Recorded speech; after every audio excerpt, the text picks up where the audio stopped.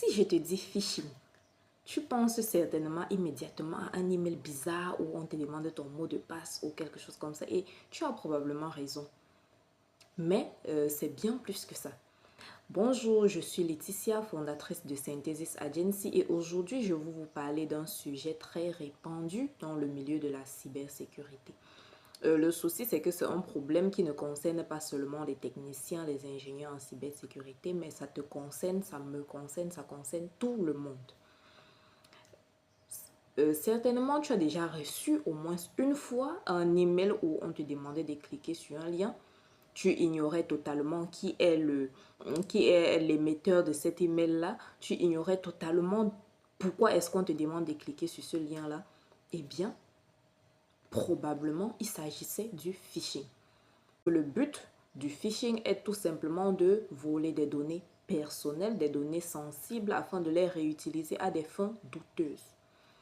Alors, le phishing en général exploite la confiance et l'urgence. Parce qu'en général, il faut surtout créer une sorte d'urgence pour t'amener à cliquer immédiatement sur le lien qui a été envoyé afin d'entrer tes données personnelles qui plus tard seront utilisées peut-être contre toi ou encore à d'autres fins vraiment douteuses. Prenons un exemple. Tu reçois un message où on te dit ton compte PayPal a été bloqué. Pendant une fraction de seconde, tu vas te dire, mais mon compte a été bloqué, il faut que je résolve très rapidement ce problème. Tu vas vouloir réagir instantanément sans prendre le temps de trop réfléchir parce que c'est quelque chose d'urgent. Tu sais que tu utilises ton compte chaque jour et si c'est bloqué, ça va bloquer également tes transactions. Tu ne vas pas pouvoir utiliser le compte pendant un moment. Donc, tu auras tendance à vouloir résoudre le problème rapidement. Alors, ils y ont pensé. Ils vont te donner un lien en te disant, clique sur ce lien pour mettre à jour tes données afin que ton compte soit récupéré. En réalité, le cerveau humain a tendance à réagir à l'urgence sans prendre le temps de réfléchir. C'est-à-dire, quand une situation est présentée comme étant urgente, le cerveau a tendance à réagir immédiatement sans se donner le temps de se poser les bonnes questions. Alors, il existe aujourd'hui plusieurs formes de phishing modernes. On a l'email classique, on a l'attaque par email classique, le spear phishing. Le spear phishing est une sorte de phishing à destination d'une personne bien précise. C'est-à-dire ton identité a été compromise, on utilise tes identifiants pour contacter une personne qui est censée te connaître. Et c'est encore plus dangereux parce que la personne, en cliquant sur le lien ou bien en téléchargeant un fichier compromis, se dira que non, c'est toi qui as envoyé. C'est très grave. Il y a le smishing. Le smishing, c'est une attaque par SMS. Tu as probablement déjà reçu des SMS avec des liens où on te demande de cliquer pour une raison ou pour une autre. Et comme toujours, on crée de l'urgence. Parfois, tu vois, on te dit, tu as reçu une offre d'emploi, ton dossier a été retenu quelque part. Tu es conscient que tu n'as pas peut-être déposé de dossier dans cette entreprise-là.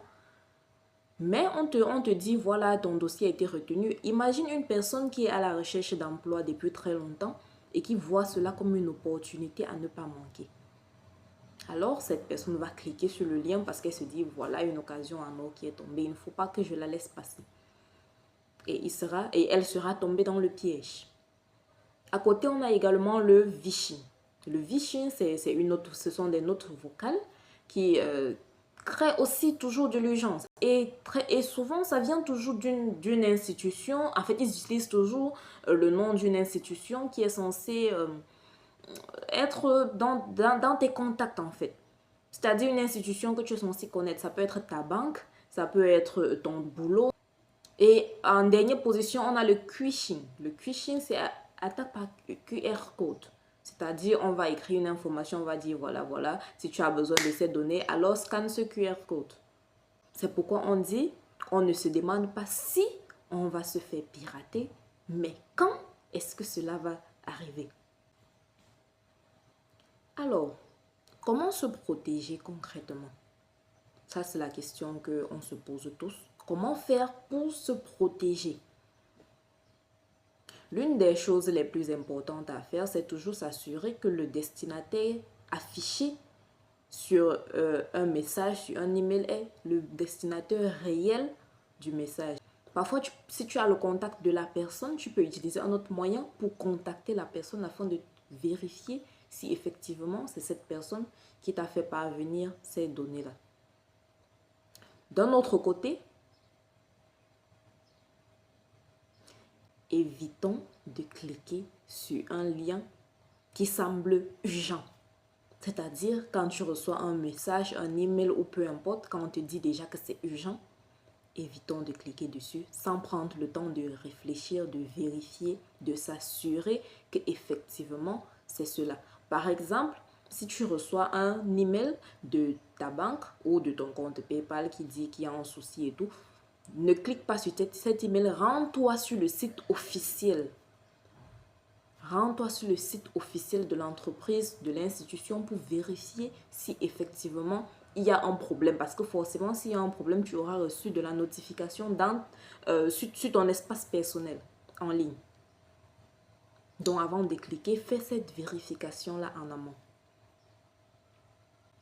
D'un autre côté, assurez-vous de toujours activer la vérification multifacteur.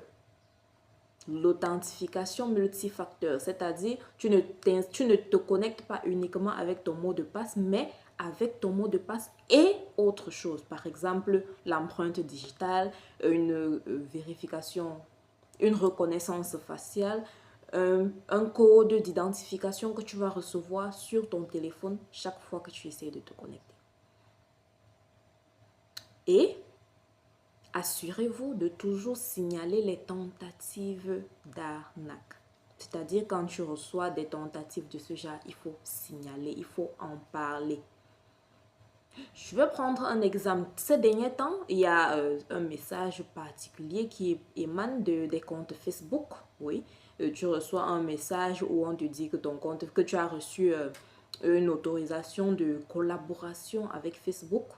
Je crois que de nombreuses personnes ont reçu cet email-là particulièrement et plusieurs personnes ont également perdu leur compte Facebook à cause de cet email-là parce qu'ils ont cliqué pour vérifier.